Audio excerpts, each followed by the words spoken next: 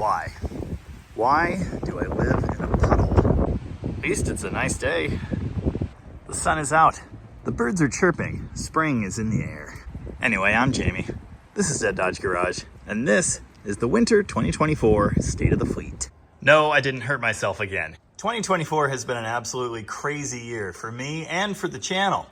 In fact, on the same day a couple weeks ago, I hit 50,000 subscribers and posted my 600th video. It's been a big year of progress around the shop, which is not to suggest that it's like done or anything. Still haven't installed a new roof, but a lot of good stuff has happened, like new lifts, for example. Countless cars have come through this bay this year, many that you've seen on video, and a bunch of mail trucks that you haven't. My main source of income switched this year from working on cars and working at Rocket Restorations part-time to YouTube. In fact, I'm now a full-time YouTuber, and just about every day is spent on video projects for you.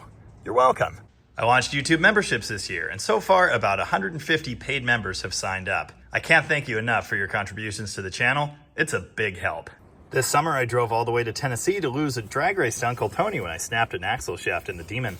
Before that, I got to meet Just Mopar Joe in Arkansas and hung out there learning how to launch my car, which was awesome. 2 months after that, I ran my fastest 8th mile times to date in Dale's Demon, 791, twice. I've put countless hours into builds for subscribers, like these two. This has just been a nutso year for me, and there's so much more coming. I'm working on videos on like everything you see in here. I'm asked about projects like these all of the time. So today, I want to go through the whole fleet. I want to show you each one of these vehicles and at least give you some sense of what's going on and when you're going to see them next. And since we're over here in the cool car corner, I suppose we'll start with Dale's Demon, the hero of the fleet. I think I've picked up something like 8,000 subscribers since the last time I showed this car on the channel. So if you don't know, this is my 1971 344-speed Dodge Demon. I'm the second owner.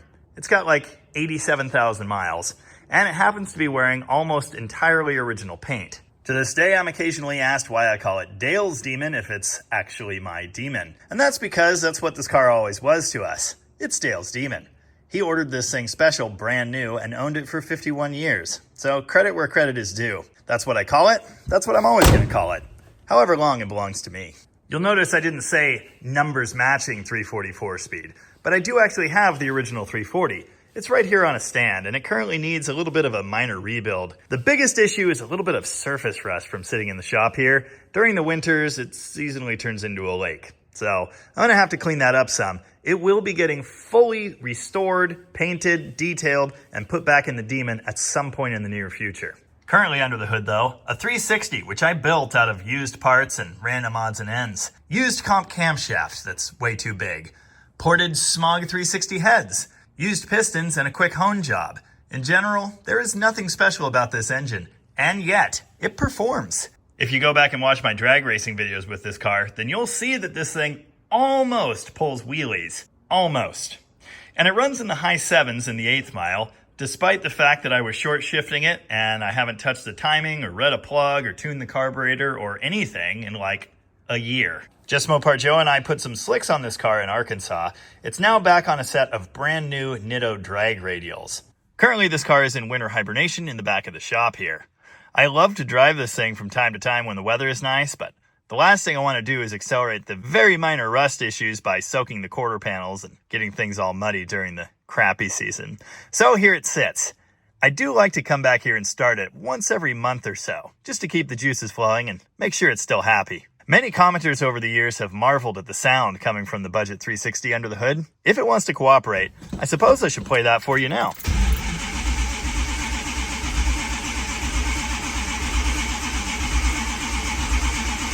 Obviously, we've got to pump some fuel. No oil pressure yet. That's interesting. Oh, there it is. Oh, by the way, the cutouts are still off. Ah, the dome light fixed itself again.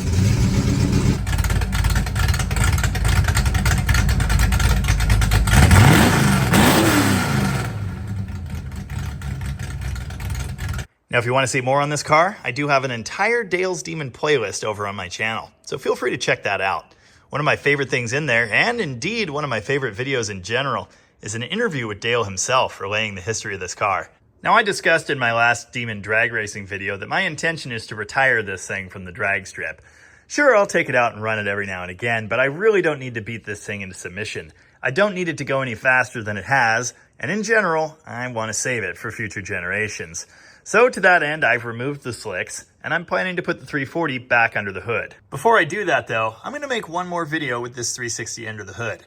I want to put this car on a chassis dyno and find out what kind of power we're working with here. To be honest, it's not going to be that impressive of a number, but I want to match the results that I've gotten out of this car to what's in this engine. That way, if anyone else out there wants to get their A-body into the high 7s, they can replicate what I've done, and they'll be there. I still haven't called the guy in town with the chassis dyno, so I don't know when this is actually going to happen. Hopefully this winter, though. Ultimately, I just want to see this thing mechanically put back to stock. The body itself will stay exactly as it is. The interior is already quite nice, and the Cragers stay.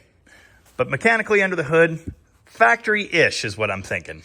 Since we're over here in the A-body drag racer section of the shop, I suppose the next car to look at would be this, the garbage can Canuda.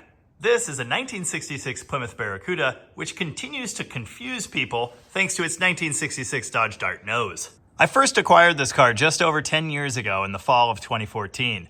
I traded my 1970 Dodge Dart Swinger 318 for it, a move I continue to somewhat regret to this day. But we've had a lot of fun in this Barracuda. Back then, this car had a 360 with aluminum heads under the hood, a 4-speed overdrive, an 8 1/4 axle with 411 gears, or whatever, and 3-inch side exit exhaust featuring glass packs. It was rowdy. It was absolutely ridiculous. And for a time, it was my only car. In 2015, I traded this car to my friend Drew for our 1966 Dodge Coronet station wagon, which my wife then daily drove for a time. After that, it went to another friend. Then I got it back from them.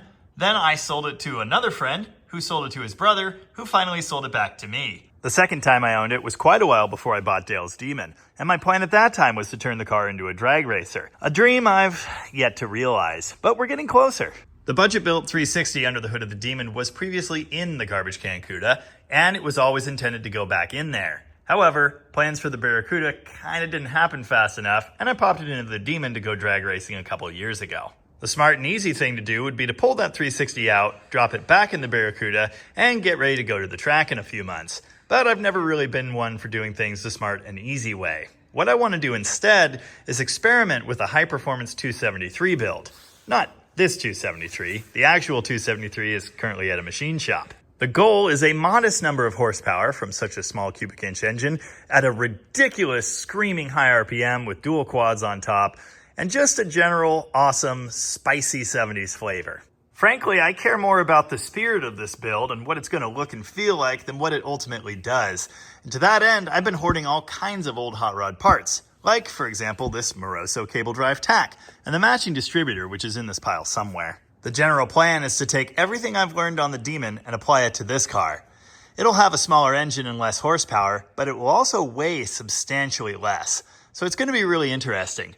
And of course, in the future, a 360, a 340, or something even more ridiculous could well find its way into this car. So again, I'm waiting for engine pieces, but my current plan for the car is, on a decent day, I'll roll the Demon outside, bring this thing down on the lift, and we can get to work stripping out all of the things that do not make an awesome Barracuda drag racer.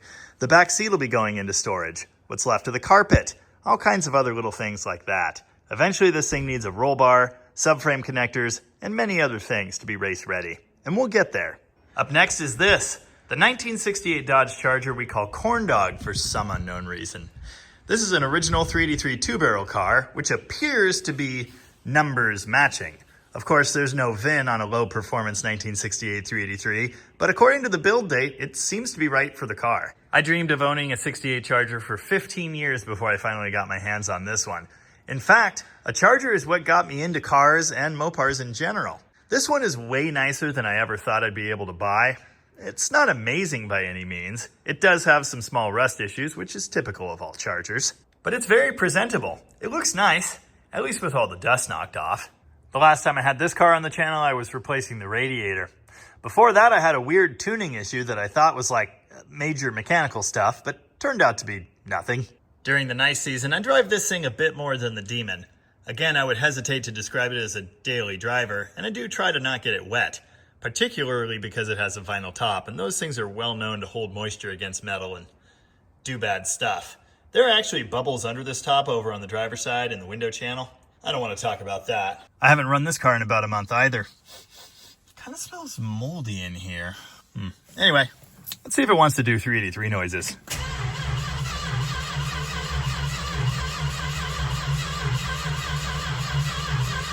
You hear that slightly weak cylinder? I've suspected for a really long time that there might be something wrong with this engine, but it's never been wrong enough to worry about.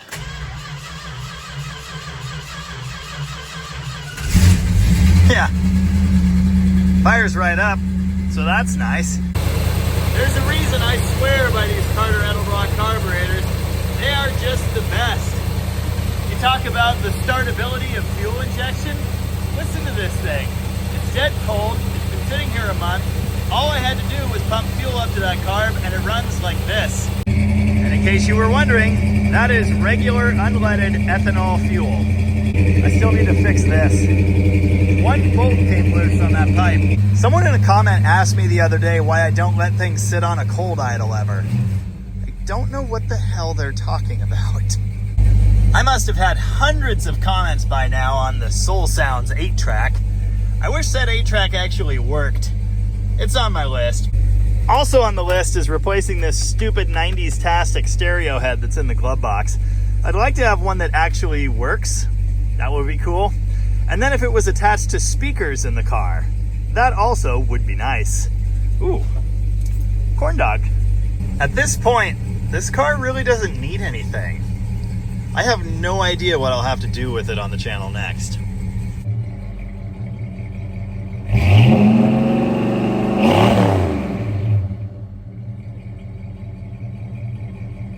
I just love this thing exactly as it is.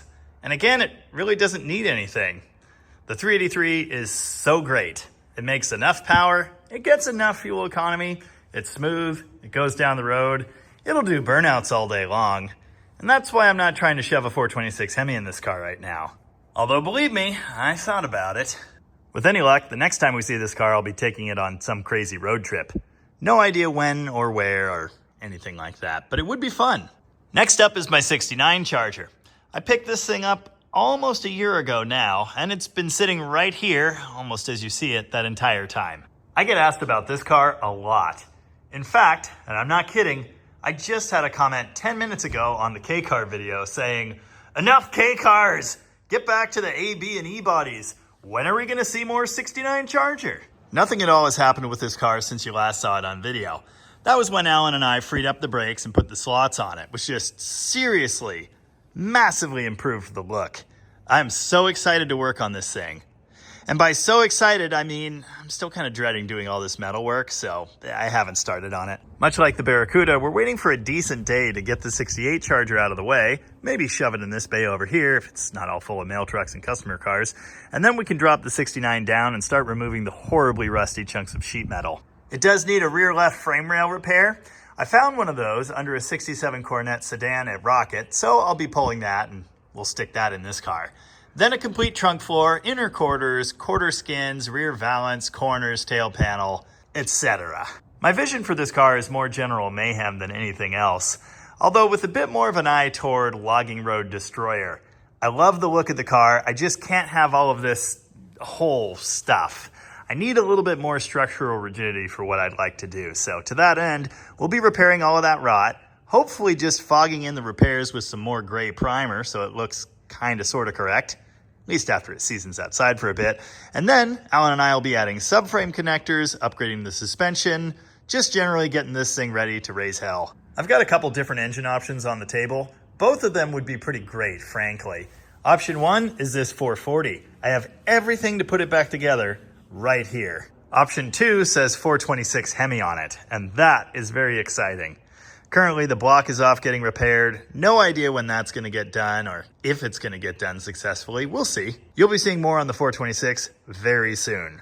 Out of all the projects I've got, this is probably the one I'm most excited to see happen.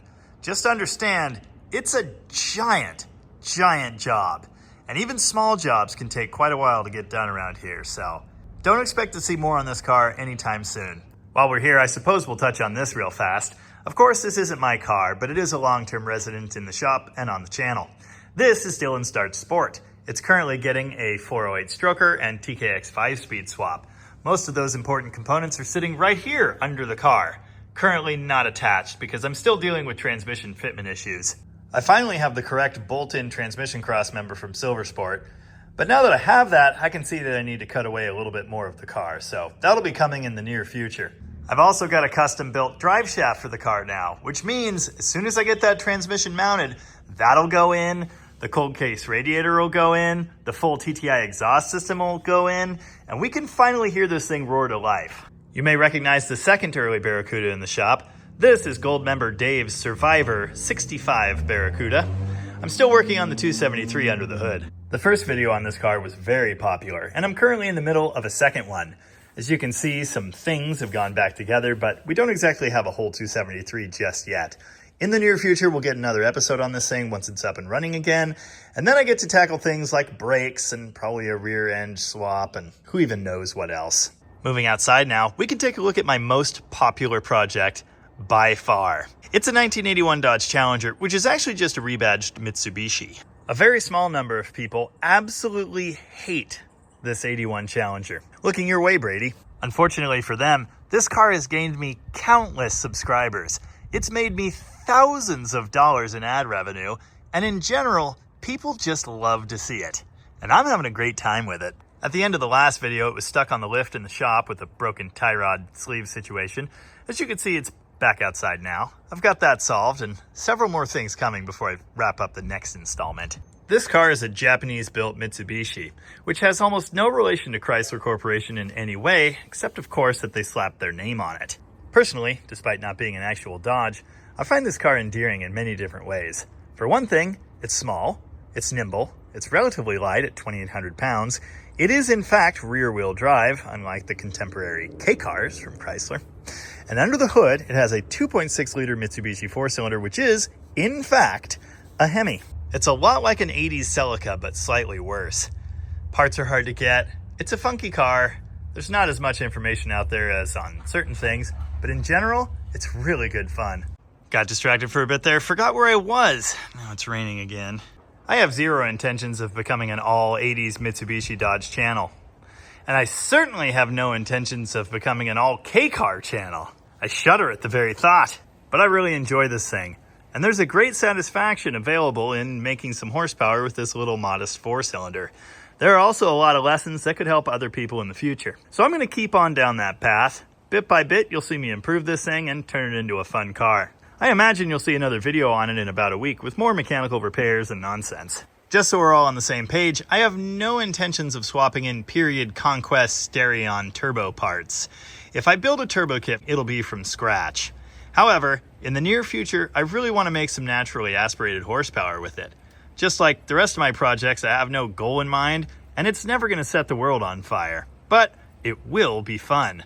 Hell, it's fun now. 1979 Chrysler 300. The official car of sitting in my yard and not being touched for quite a while. This is the very last of the B-bodies from Chrysler. It's a pretty sweet package. It's got all kinds of police car mechanicals and a very comfy Corinthian leather interior. This is another car I'm asked about frequently. Currently, it's broken. It's been sitting right in this spot in my way for like a month now. Alan and I tried to fire it up again to work on it, and it doesn't want to run. Obviously, whoever built the thermoquad under the hood didn't exactly do the best of jobs, so we're going to be dealing with that in the near future. In the meantime, some little things have started to change. For example, the front wheels. Those are actually the factory wheels, which I thought were aluminum. They're not. They're actually earlier C-body wheels with random chunks shoved on them to make them look different. Anyway, those bits are currently off. The wheels themselves have been cleaned and polished, and Alan has reinstalled the front two with some nice used tires. The rear is currently sitting on these ridiculous rallies. Alan has also recently installed a new mechanical fuel pump, which I've had for quite a while, and a fresh fuel filter. Once we can get this thing to run again, we're going to bring it in the shop, put it on the lift, and drop the fuel tank out. We're definitely going to have to clean that thing. It smells terrible. Thankfully, it is mostly empty. Now I'm getting even more wet. Now Alan is doing all the work on the 300 because he's going to own it. That's right. It's kind of sort of not mine anymore, but it kind of sort of still is. It's sitting in my way. Something, possession, 9/10 of the law, whatever. Anyway, I don't need to own the 79 300. I do very much like it, and I certainly want to keep making videos with it. So Alan and I are going to partner on that. Alan is one of my gold members, but he's also been a major driving force in improving things around the shop here. Essentially, paying him in a Chrysler 300 is my way of saying thanks. I really do appreciate his help, and a lot of these projects would not be happening without him. Boat! It's a boat. Batteries are dead. 3rd gen Cummins. Slightly broken, way down on horsepower, but still does truck stuff, so I guess that's fine. Huh. Wagon. Forgot this was here. How do they get so disgusting so quickly? I don't know. This, of course, is my wife's 1966 Dodge Coronet station wagon.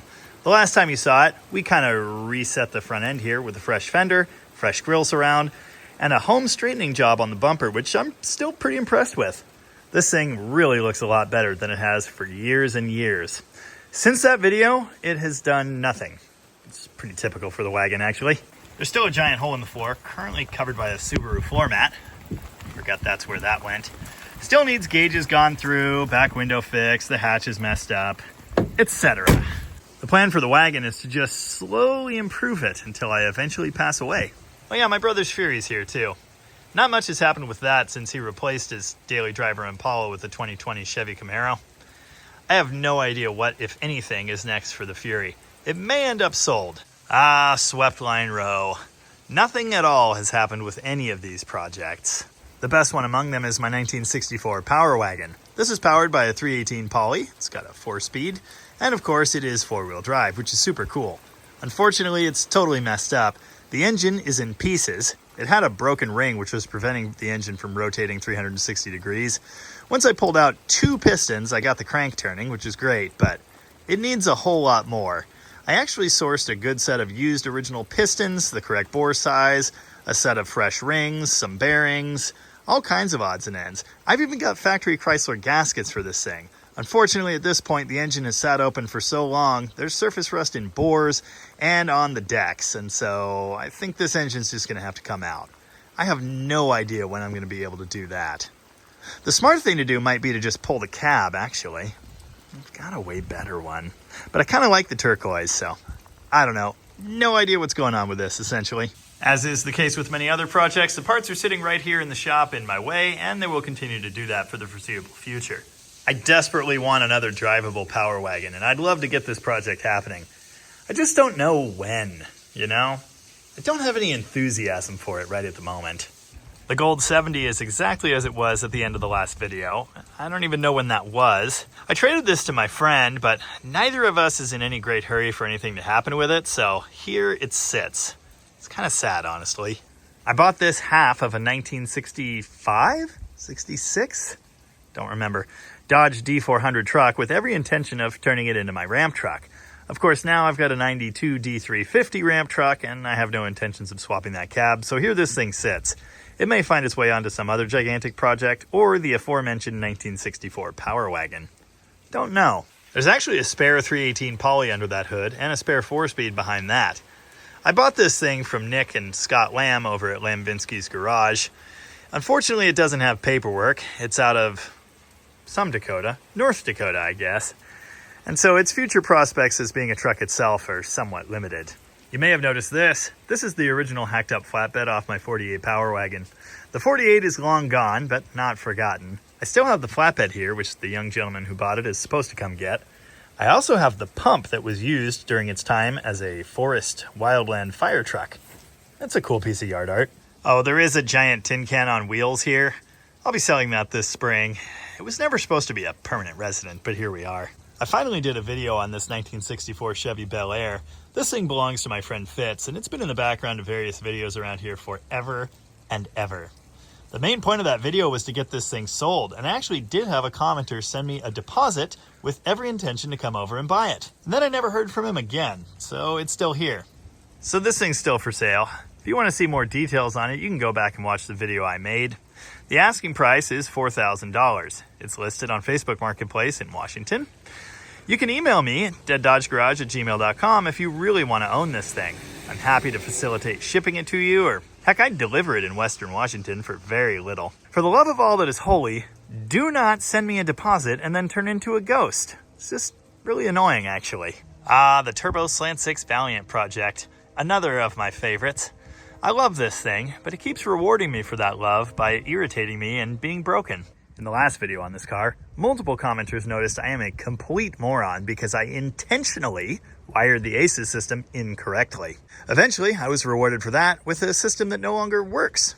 Of course, even when it was kinda sorta working, the thing would never run correctly.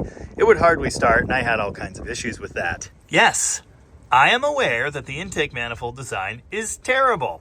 It's not at all ideal for what I'm doing here. It's dumb and it needs to go. That's fine. I get it. I'm not 100% sure that's my main issue though. No, it's not an oxygen sensor problem. I've had 2 brand new ones. No difference. Yes, it is installed correctly. It is installed in the tube as you see it right there. A little further from the turbo might be more ideal, but this is fine. I can't tell you how many commenters told me to install a fuel pressure gauge because they didn't make it to the end of the video. Yes, I understand that the flat carb pad is not ideal, but it was sent to me. Thanks, Ben. I'm going to use it for now, and later I'll buy a real one. I explained in the video that the main issue I had was the way I wired the MSD. This too is supposed to be wired directly to battery positive, but because the battery is in the trunk, I really didn't want to do that. Well, now I've done that, and it almost fixed the starting problem. That is, until the ACES module went kaput. Yes, I know how to read. Yes, I understand how electrical things work. It's gonna be fine. I'm waiting for components to come back from ACES now. They sent me an RMA number and I mailed them the control module and the little tuner screeny thingy. They should have those by Monday or something, and I can't wait to get them back. Playing phone tag with ACES tech support for a week wasn't the most fun thing I've ever done, but in general, they were helpful. And I'm confident that when those parts get back here, I'll be in a position to really test the system and find out if it works. If it doesn't work, I'm going to let you know that. Ultimately, I want to put multi-point EFI on it. And another commenter actually sent me a bunch of parts to help accomplish that. I'm not ready to do that just yet. I'm going to work this idea to its natural conclusion, and then we'll see what's what. In the future, multi-point fuel injection. And maybe coils on plugs, although I do kind of like distributors. It'll probably be a couple weeks yet until I can get all the bits back from ACES and actually get back to this car. Currently, it's been shoved unceremoniously out into the yard, and it'll continue to sit here. It's amazing the kind of comments I get on videos like this. I can't tell you how many people told me to put a carburetor on it. I do not want a carburetor. That is not in my vision for this car. I'm gonna make the EFI work. In the future, yeah, we'll probably do blow-through carbs. Oh yeah, a bunch of people told me to do a draw-through like Tony Angelo did on his Stay Tuned channel. No, I have no interest in draw-through carbs, ever. It's intercooled, blow-through, or don't bother. I love this thing though, and I for one cannot wait to get it actually working someday. Cherokee, also a Barbie Jeep. Sold the green lifted Cherokee. See it all the time.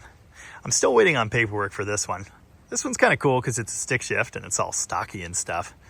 When I do finally get paperwork, you still won't see it on the channel because no one watches my Jeep videos. Dodge Vans. We're down to 2 from a career high of way more than 2. This, of course, my family's Winnebago high top van. It's just sitting here, going to crap and being unfinished. It has no working clutch. The shifter's broken off the transmission. In general, it's not great. I would kind of like to get this thing operable again, though. Next to that is a 1978 Dodge van. I think it's a B100 or B150, whatever. It's got 5-lug wheels. It has a lot of nice parts on it, actually. Now, I started a video on this forever ago. A subscriber named Ian sent me this van from Albuquerque. The goal was to get this thing fixed and back on the road. Unfortunately, to do that, the engine kind of has to come out. And I'll be honest, I'm not excited to do any of that. This thing has a ton of nice parts on it. Fresh tires, nice wheels, dual exhaust, headers. It does have some rust because before New Mexico, it lived in Michigan or something. And there are some other issues too, but in general, this thing's pretty tight mechanically. It's just the whole slightly knocky 360 thing. That's a bit of an issue. It's also molding now. Ugh. Alan has actually expressed some interest in the van project as well, so this may end up at Alan's place. Maybe we could partner on getting the engine thing sorted out, or maybe it could just be his problem. Frankly, I don't have the time to worry about it much. Don't want to talk about it. 49 Studebaker Champion. I've done a couple videos on this car, and in general, they haven't done very well, so I'm not exactly excited to do more.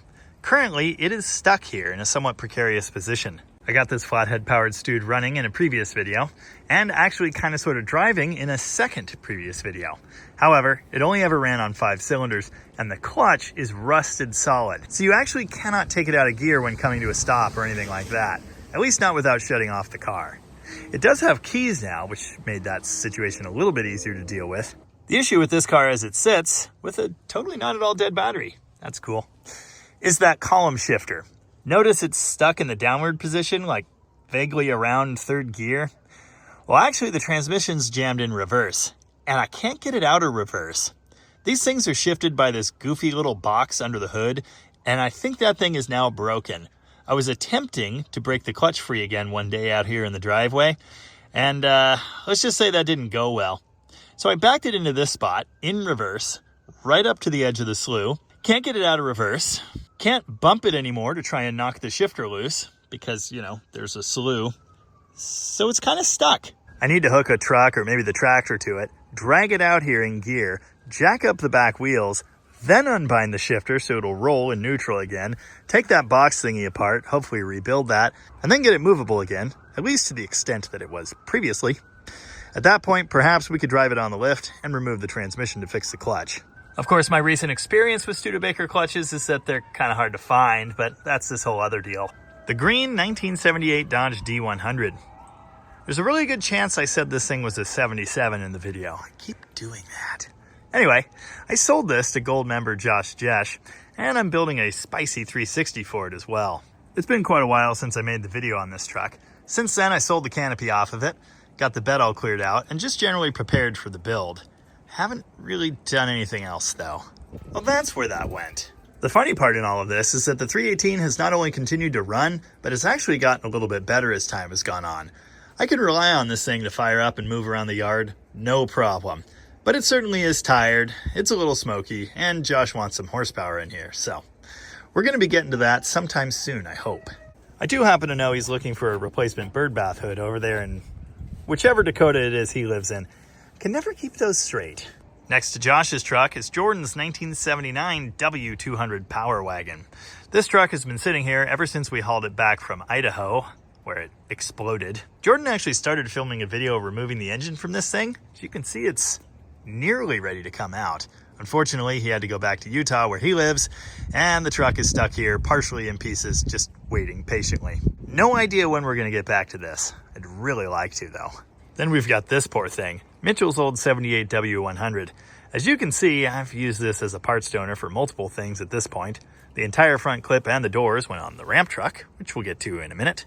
The cool wheels are gone. All of the mechanical bits I removed from the engine are still sitting in the bed. It's in a pretty sorry state, honestly. I now own what's left of this truck, and I haven't exactly decided what to do with it. I'd love to have another short bed W100 I could take out in the woods and stuff, but this one would be a huge project to put back together. I basically need an entire donor body, and I kind of have this other wild idea that I need a solid frame for, so I don't know, we'll see. I did a couple videos on this 70 D300 forever ago. Somehow it's still here, and somehow it does indeed still have the Demon's original starter bolted onto it. I have no idea what's going to happen with this truck. I would love to never see it again. The 318 in this truck runs absolutely horribly, unlike 4 cylinders at best, but it might be a solid core, I don't know. I would love to have this same truck, but not garbage. Unfortunately, this one is garbage, and I made it even worse cutting it up to use parts for the 48 Power Wagon. Oh, also there's a Chevy. I don't want to talk about it. The 100-year-old Caterpillar. Someone asked me about this thing recently. It's still here, relegated to yard art at this point, but the engine still turns, I think. Oh, hang on. Yeah, so, you know, there's still hope. Not much hope. How I would love to hear this engine run again someday. Its days of crawler tractoring are definitely behind it, though. I suppose that brings us to this thing. This is a 1959 Chrysler Windsor that you haven't seen on the channel yet, although you may have noticed in the background of a few shots. I'll just go ahead and spoil the surprise now and tell you that this thing is an absolute rotten hunk of garbage. It's been scabbed back together by multiple owners over the decades. In general, they did a terrible job and everything is kind of bad. Something like 40% of this car is Bondo. And apparently in previous years, this thing was covered in like AstroTurf and used in parades. But it's got fins and it's a two-door hardtop from the late 50s. One of Exner's finest. So it's still an interesting project. I've known about this car for a while now. I saw it at a junkyard and, well, I thought better than going in to inquire. A gentleman in town actually bought this thing with hopes of saving it. Unfortunately, that didn't exactly work out, but he found me, and after I took a look at it, he offered to sell it to me. So here we are. Under the hood is something rare and unique, also very, very messed up. I'm going to save all the details on that for a future video on the car. Which brings us to this, the Dent Dodge Garage ramp truck, the pride of the fleet. Like the Turbo Slant 6 Valiant, a car I've been dreaming of for years and years and has finally kinda sorta come to real life.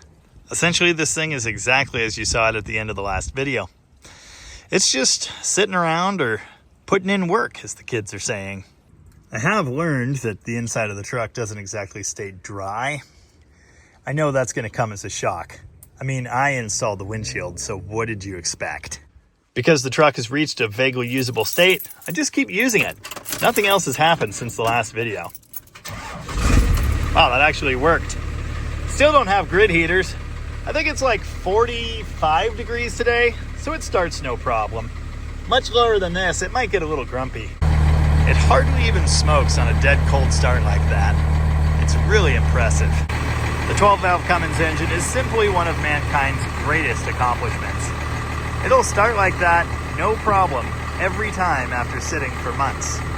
Aside from seeing me drag home projects on it or behind it from time to time, the next thing you'll see with this truck is a 5-speed install. I'd really like to get that happening, but I also don't really want to do it in the rain. And I don't want to disable the truck for an extended period of time because, well, I need it.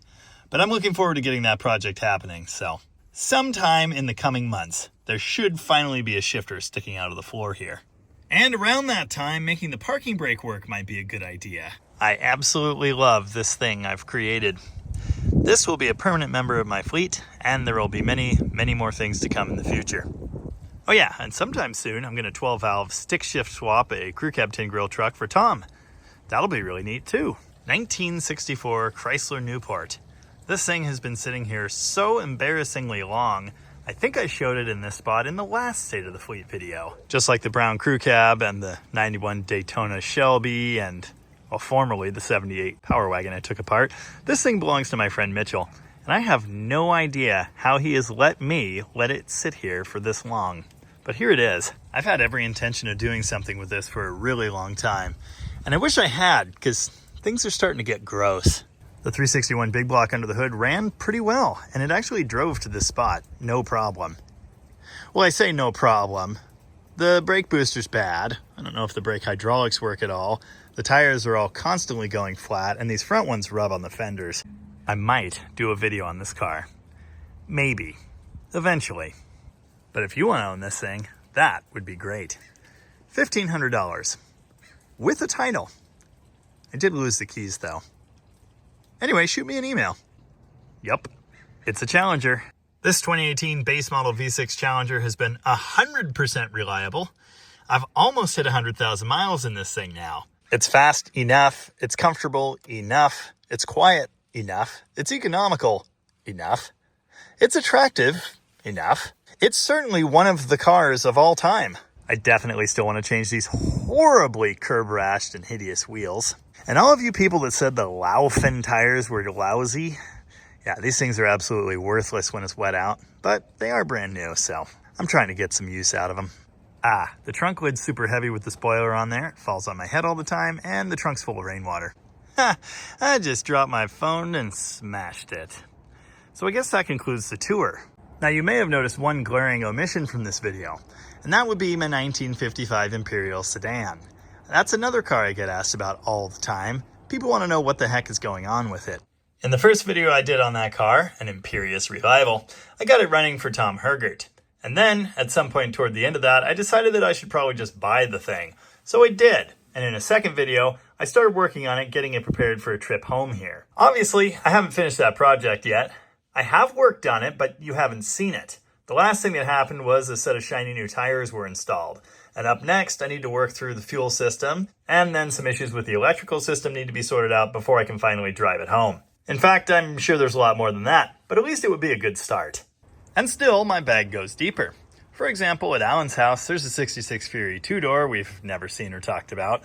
It's eventually probably going to receive this motorhome 440 and 727 TorqueFlite transmission. No idea when.